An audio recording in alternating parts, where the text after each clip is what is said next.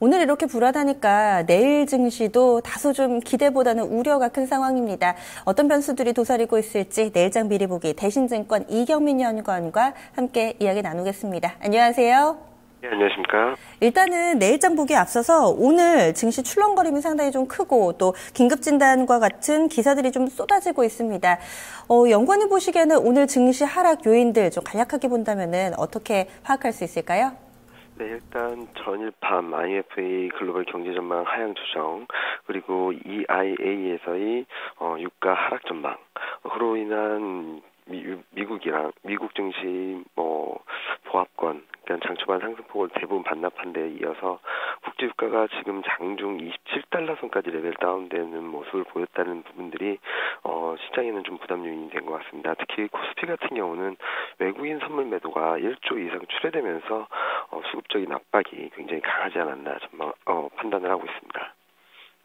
유가와 수급적으로 외국인 선물 이렇게 좀 정리해 볼 수 있겠네요. 그럼요, 내일장 포인트는 어디에 맞추고 계신가요? 내일장 포인트는 오늘 코스피 급락세를 유발했던 수급이라 볼 수 있겠습니다. 외국인 선물 매매 패턴과 그로 인한 프로그램 매도 출회 여부를 좀 체크하실 필요가 있겠고요. 내일 외국인 선물이 매수로 전환된다면 또 역으로 프로그램 매수가 유입될 수 있다는 점도 주목하실 부분입니다. 이와 함께 중국 쪽에서의 추가 정책 기대감이 좀 높은 상황인데요. 통화 완화 정책이 발표될지 여부, 그러니까 지준율 인하라든지 금리 인하와 같은 액션이 취해질 수 있을지 여부, 그리고 중국 증시 장중 등락에 좀 포인트를 두고 보실 필요가 있겠습니다. 수급은 오늘의 좀 일시적인 매도 물량으로 보시나요? 아니면은 조금 더 외국인 선물 쪽에서는 좀 보수적으로 보는 게 좋을까요? 외국인 매도 쪽에 대해서는 보수적인 시각을 유지를 하셔야 될 것 같습니다.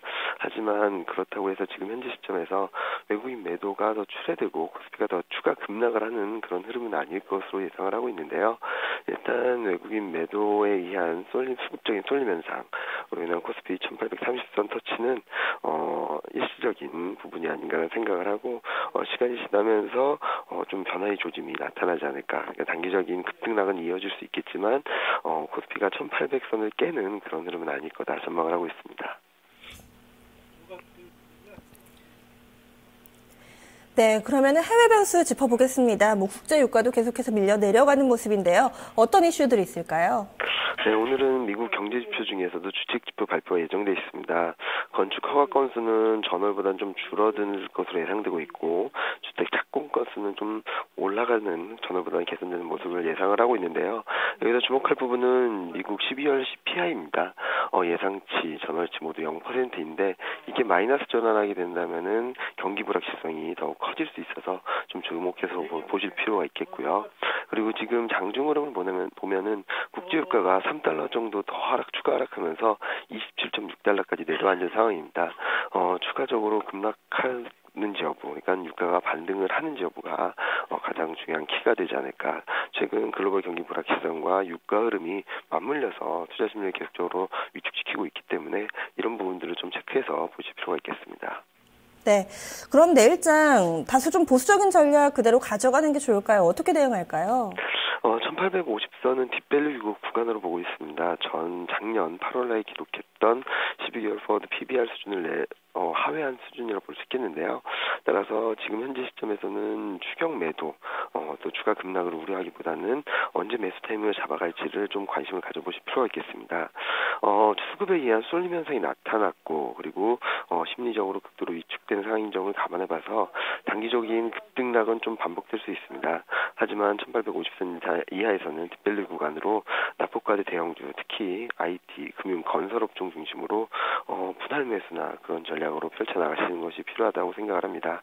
급등락이 반복될 수 있다는 점에서 반등 시 추격 매수하기보다는 오늘과 같이 이렇게 급락이 나타날 때 점진적인 매수 비중을 확대해 나가는 전략이 좀 더 안정적이지 않을까 전망을 하고 있습니다.